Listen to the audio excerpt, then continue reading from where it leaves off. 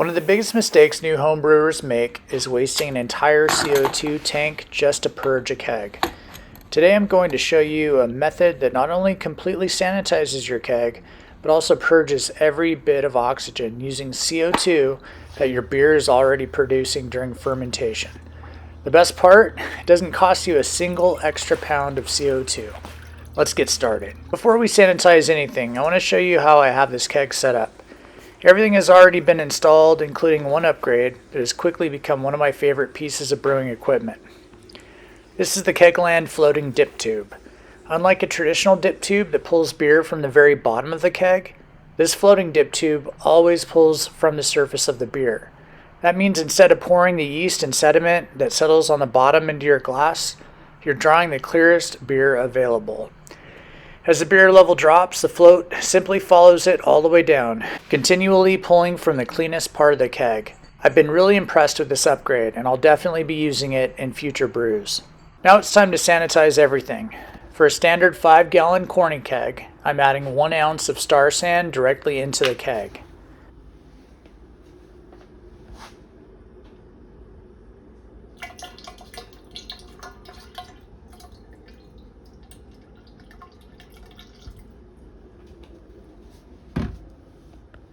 Next, I'm filling the keg with regular, lukewarm tap water. There's no need for hot water here. As the keg fills, you see bubbles escaping. Keep filling until sanitizer actually starts overflowing out of the opening. That tells you the keg is completely full and every internal surface has made contact with the sanitizer. This is exactly what we're looking for. While the keg is finishing up, let's prepare the lid. This rubber O-ring is what creates a seal once the keg is pressurized. Every time I prepare a keg, I remove this O-ring and I apply a light coat of food-grade keg lubricant. This helps prevent leaks, keeps the rubber from drying out, and makes it much easier for the lid to seal properly. Once that's done, I also apply a small amount of lubricant to the O-rings on both the gas and liquid posts. It's a simple step that only takes a few seconds but can save you from chasing annoying CO2 leaks later. Now the lid is ready to go. Now comes my favorite part of this entire process. Instead of hooking up my CO2 tank and pushing all this sanitizer out, I'm going to let my beer do the work.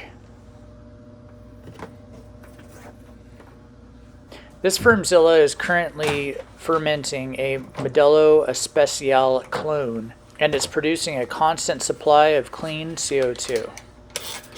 First, I sanitize the top of the fermenter. Next, I install my spunding valve.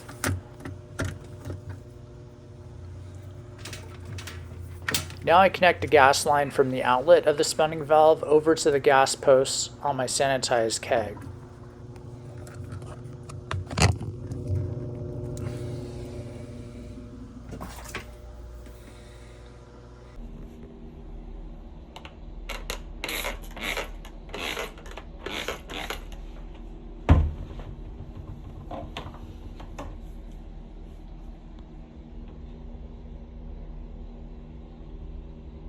Every bit of CO2 produced during fermentation will now flow directly into this keg. On the liquid post of the keg, I connect another line that runs into a bucket. I've weighed the hose down so it stays at the bottom of the bucket. As fermentation continues, the CO2 entering the keg builds pressure and slowly pushes every ounce of sanitizer out through this liquid line. So instead of wasting bottled CO2, I'm recycling the gas my beer is already creating. Before walking away, there's one more thing to check. Make sure your spunding valve is fully open. You don't want any unnecessary restriction while the fermenter is pushing CO2 into the keg. Keeping it fully open allows the gas to move freely and keeps the whole process running smoothly. About 2 hours later, you can already see sanitizer collecting in the bucket. This tells us fermentation is actively producing CO2, and that pressure is beginning to push sanitizer out of the keg. The fermenter is still bubbling away, so everything is working exactly as planned. Fast forward to the next day. Now the bucket is roughly 3/4 full. You can actually see the sanitizer continuing to flow out. This is exactly what we want. As long as fermentation continues, more CO2 is produced, more sanitizer is displaced, and eventually the entire keg becomes filled with nothing but fresh fermentation CO2. Fast forward another day, and the process is complete. As you can see, the bucket is now full of sanitizer.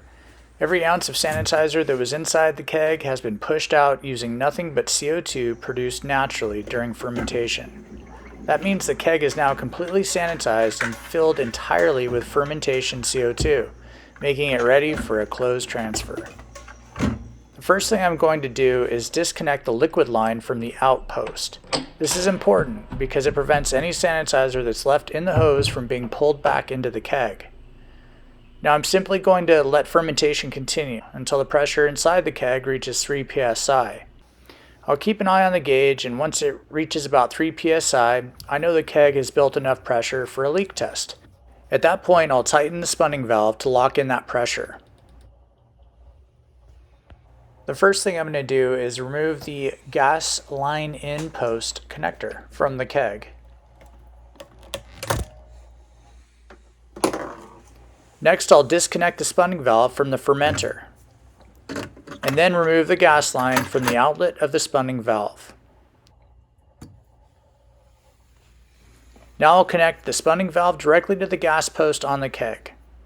If the gauge still reads around 3 psi, I know the keg has held pressure and everything is sealed properly. Right before I transfer my beer, I'll check it one more time. If it's still holding the same pressure, I know the lid is sealed, the O-rings are doing their job, and the keg is ready for a closed transfer. This has become my favorite way to prepare a keg. Not only do you know every internal surface has been completely sanitized, but once all the sanitizer has been pushed out, you've also eliminated virtually all of the oxygen inside the keg. That means less chance of oxidation, longer lasting freshness, and better tasting beer. Even better, you're accomplishing all of this without wasting expensive bottled CO2. Your yeast is producing the gas anyway, so why not put it to work? If you found this helpful, I'd really appreciate it if you hit the like button and consider subscribing, because I've got a lot more brewing videos coming.